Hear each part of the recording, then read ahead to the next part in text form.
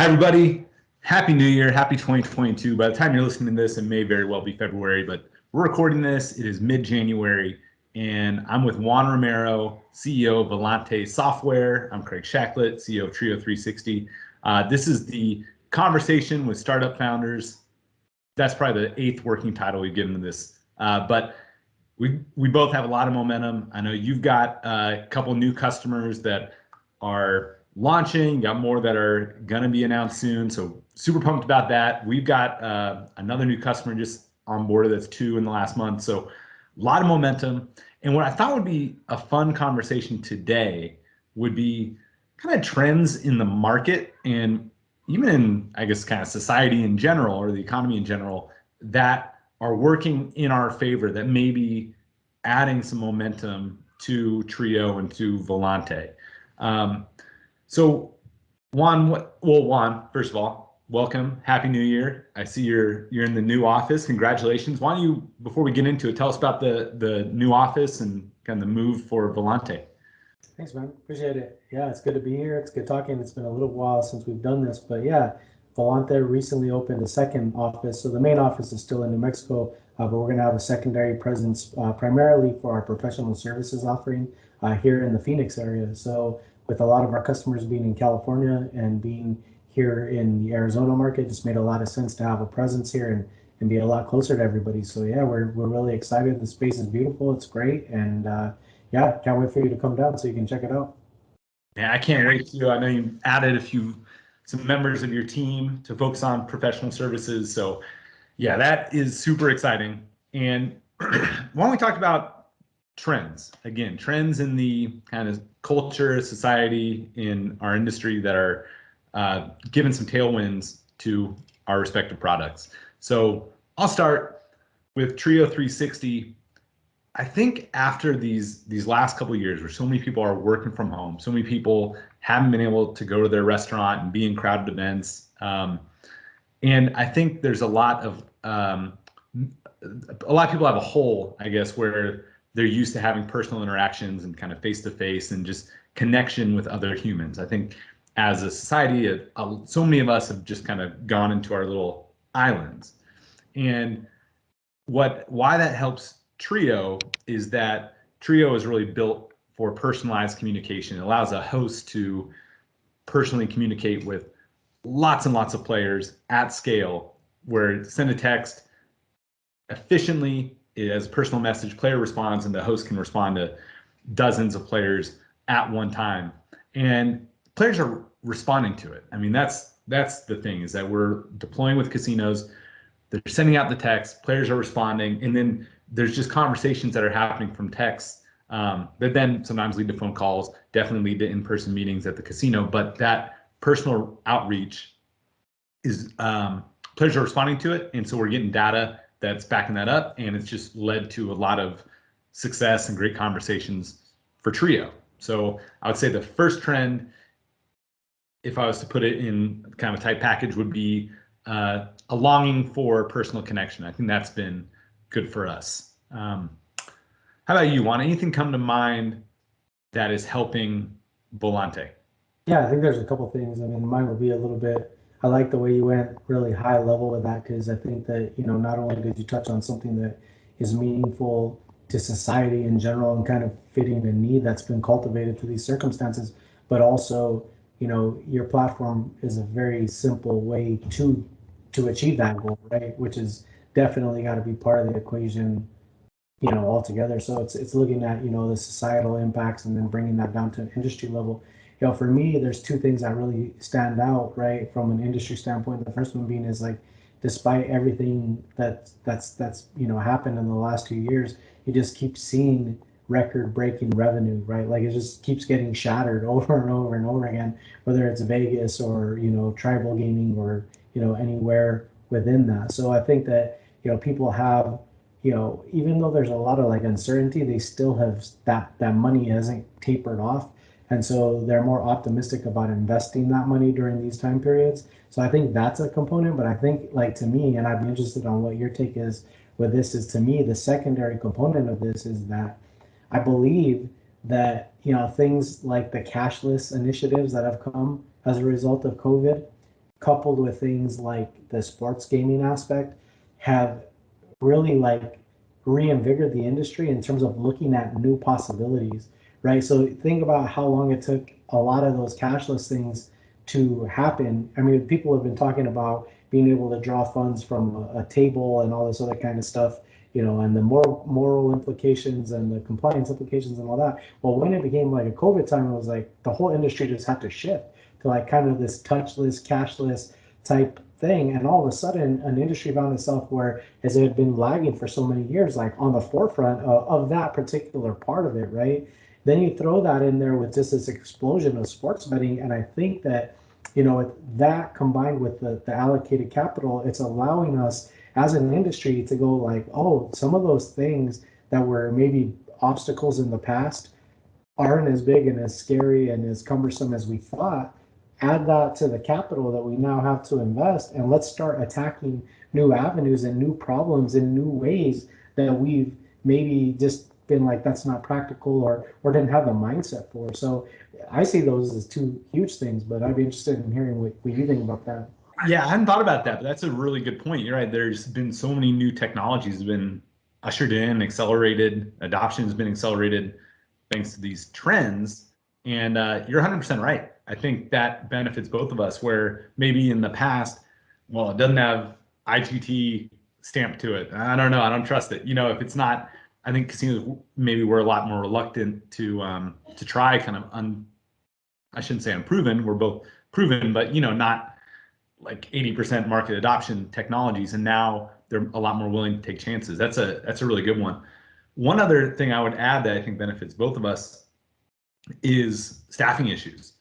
I think both of our products allow a limited lean staff to do the work of, without our technologies, maybe one person can do the work that three people would do without the technology.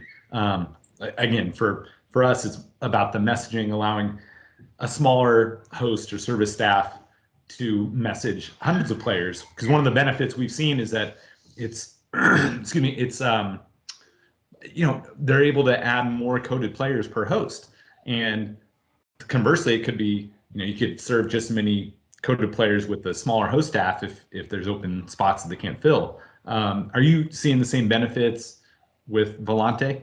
Yeah, 100%. And I think, you know, it's kind of like twofold there. Is it can be a double whammy. So you have the like communication aspect and the efficiencies that are garnered from the processes themselves, but then there's also that reporting and that oversight and visibility mechanism that I know both of our systems have as well, right? So not only can more volume and more work be put through the systems more efficiently, but you're not seeing a lapse when people are out of the office in terms of that information being carried forward to the people that need to report or need to be in the know on it.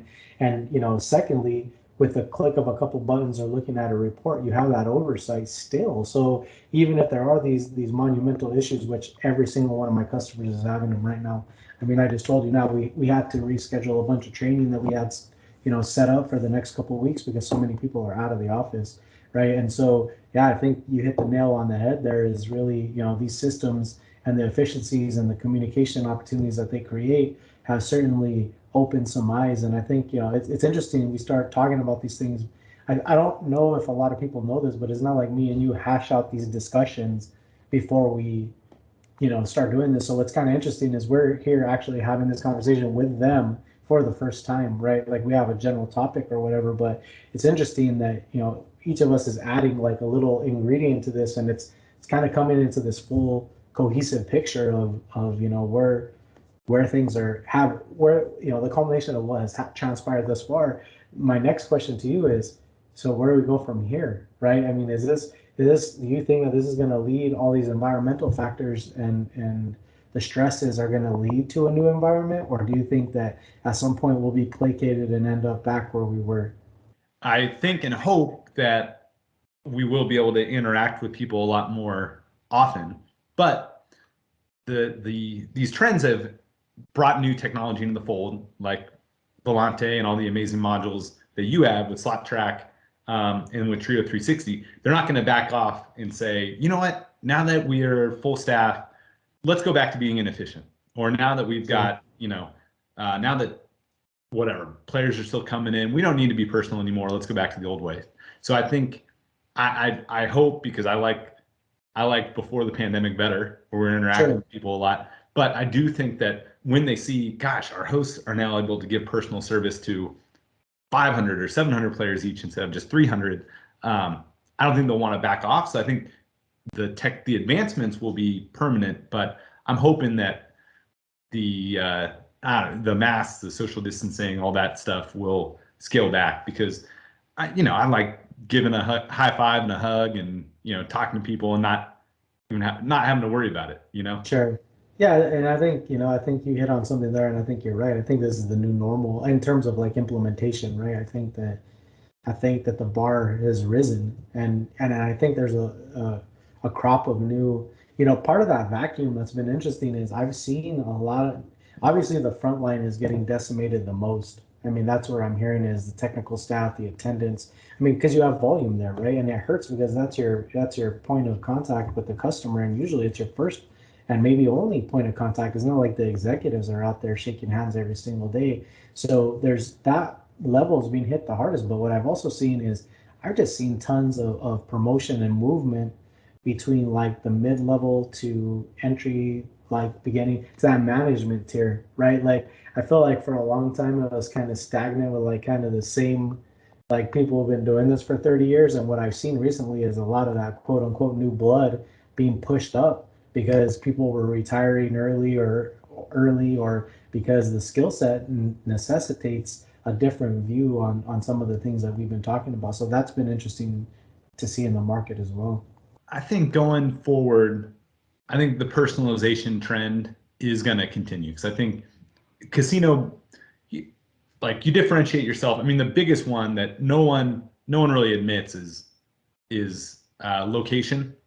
Sure. Like that's the biggest. That's one. Yeah. Yeah, that's like the closer you are to the people, the more money you're going to make. Right. And sometimes, we may have talked about this before, where sometimes I see people that work at one of these casinos that are very lucky to be where they're at, but then they act like, well, I'm marketer of the year, we're number one in our market. I'm like, oh, okay, whatever. You're right off the interstate where there's 5 million people within a 10-minute drive of you. Yeah, but when you go into a competitive market, all things being, a lot of things are equal, right? Most of them will have the same games. Mm-hmm. Generally, like the quality of the structure in the rooms are going to be comparable, and the differentiator is going to be that personal relationship. It's going to be like, I can go to either. I got an offer from both. But Tony, the host, texted me. I like that guy. I'm going to go. I don't want to ignore him. I don't want to flake on Tony. It's really that personal relationship is going to become more and more important as direct marketing software gets better and everyone's sending kind of the same mailers and they know what everyone's offering. And when all things are equal, it's going to be that personal relationship. And so I think that trend works very much in our favor, because we're letting the hosts be personal to a lot more people, and you give management kind of the tools to actually see how quickly are we responding to players, how happy are the players, how just really never before seen insights into that personal communication with your most valuable players. So that personalization, the importance of relationships, that's a trend that I think the fact that we had to remove relationships for so long, it made it obvious, like, oh my gosh, this is important. People are missing this. And I think that is working in our favor. Yeah, and for us, I mean, it's the efficiency side, right? Because the whole thing is the casinos are selling an entire experience. So you're right, they're all fighting for the same market share. But just even if a host does a fantastic job, if games are down because they're inefficient, or if someone else in that realm gives them a bad experience, it's still an opportunity to lose a customer, right? And so, one of the things that we're looking at is, especially with things, our main mission is to give operations everything they can do to operate as efficiently as possible, and have the tools that they need at their disposal, right, to keep those games up and running. Because the last thing you want is your system bringing in the right players and the host doing all their job, and then we got inventory down, right? And then you throw things in there like now the supply chain issues. I mean, we're creating these reports, we're running min, max, and median times on shipping, and there's people that a year ago were hitting 8-9 day turnaround. Now we have things in queue for 3 or 4 months. Right, so it becomes having that right, those parts on hand, having the documentation, having the people in the right places, it's going to be this cumulative effect that if you're not managing it throughout the entire life cycle, even when the players get there, there's a chance for them to be disappointed. And just as well as I do that customer acquisition is such a huge cost, and it's so fragile. Like you were talking about, the last thing we can afford is for the marketing people, the host, to get everyone to the property and then to fail there, right? Because that's just an incentive for them to go down the street. So yeah, I mean, I think that now we're seeing it in the revenue, we're seeing it in the operations. I think that this is a huge opportunity for the space to kind of redefine who we are and how we do things in terms of new service offerings and how to do things more efficiently. And yeah, this has been a great conversation. I know I'm going to take away a bunch of stuff from this to just really sit back and digest and look at this and go, all right, this is changing out here. What do we potentially need to change or enhance to match or not even match, but to get ahead of this potential cycle?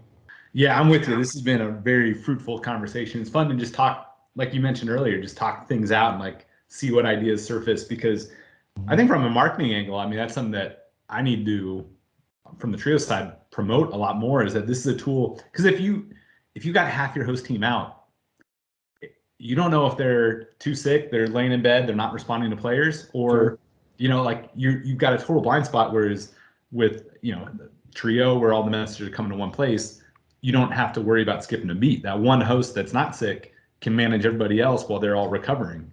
Right. And that's just a new variable that, who knows, even if everything gets back to normal, who knows if that particular trend where, hey, you got the sniffles, just stay home. We don't want this to spread. Even if it's not, you need to wear a mask all the time. That part where if you feel sick, just stay home. That may last a while. I don't know. It's going to last for a while, in my estimation too, because I mean, like I said, we're seeing it, right? We're seeing it now on these floors, large swaths of employees not able to come in, and a lot of places I know are they don't even chance it. They're doing exactly what you said, stay home, because they cannot afford for an entire or half a department to go down. Yeah, it's funny how that has definitely changed, where it wasn't that long ago. I mean, really, probably all the way up till the pandemic, it was like somebody's calling in sick all the time. It's like, bro, come on, hey, tough it out. You remember the Michael Jordan flu game where everyone praised him because he had the flu or food poisoning, what they call it, the flu game, and he battled through it to get 40 points and win the game, and everyone's like, he played through being sick. Whereas now it's like, you endangered your whole team. What are you doing coming to work sick? So that may be something where just culturally it never goes back. It's like, hey, if you're not feeling good, we don't want to get it. You stay home, and if you're trying to tough it out, then you're responsible. You're hurting everybody. You're hurting the team. And so that may be a permanent thing that casinos, businesses need to think about, is like, we're going to have a lot more random variable people being out. So how do we plan for that? So that's another trend. Well, and too, I mean, this whole thing is cyclical in nature in terms of revenue. Like, we're not going to just keep flying through the roof forever, right? And so what we learned last time, and hopefully, with inflation going up and things like that, it's not as rough. I pray that it's not as rough as it was in 2007. We'll see what happens. But, the whole thing there was, I mean, I was a young professional at that time, but looking at it was like, you had half the people now because your budget got slashed because revenue was down, and it was like, how do we still operate at that same level? And you looked at that and you went like, it's not possible, right? There's no way that we can produce. And then all of a sudden it became, when you were forced to deal with it, it was like, wow, there was a lot of fat here, right? And even if it wasn't fat, maybe those people weren't doing stuff that were really contributing to revenue as much as they were just doing routine maintenance things. And it put us in the frame of mind where, like, what tools can we implement to do more, right, or maintain the same level of guest service, of communication, of efficiency, whatever the case may be, leveraging technology, right? And so I feel like the main, the world saw that. I don't know how much of gaming saw that, to some degree, but I think that this last thing with the cashless stuff, with the no contact, with the all that has just been like a huge catalyst to be like, you know what, all those things that we were worried about have answers, and let's just go attack them because we need to from a survival standpoint. And so, yeah, I think like what you said, I think that that sickness thing is, there's a good chance that's going to be the new normal. And so I think that I think this stuff is here to stay. And I think that, I think there's going to be a lot of people coming out looking for tools to help them maintain their competitive advantage, especially if they have tons of staff out. As we discussed, I think these are tailwinds for us. I'm looking forward to building on the momentum. I know you've got a ton of momentum. We do as well. And I'm excited about what 2022 has to bring. It's definitely, I mean, no year is predictable, right? I mean, you look at these last couple of years, it's hard to say what's going to happen, but Right. hey, I'm optimistic, and I'm looking forward to continue to have these conversations and growing with you, brother. Well, same, and to kind of echo that a little bit is, I mean, what we really learned is perseverance, right? In like totally unprecedented times for us anyway within this industry. Like, when's the last pandemic that happened during modern gaming industry? It's non-existent, right? So it's like, if anything, it should teach us that if we can, persevere through this, yeah, it matters what's going to happen in the future, but really those unknowns become less scary because we haven't known anything for the last 2 years. Yet here we are, still growing as an industry, still growing as companies.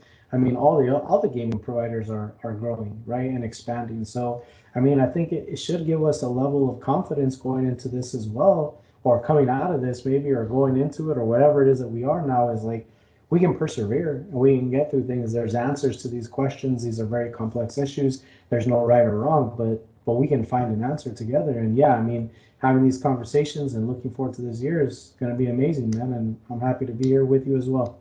All right, Juan, we'll do this again in a couple weeks, and then hopefully we'll be hosting you out in Dallas pretty soon.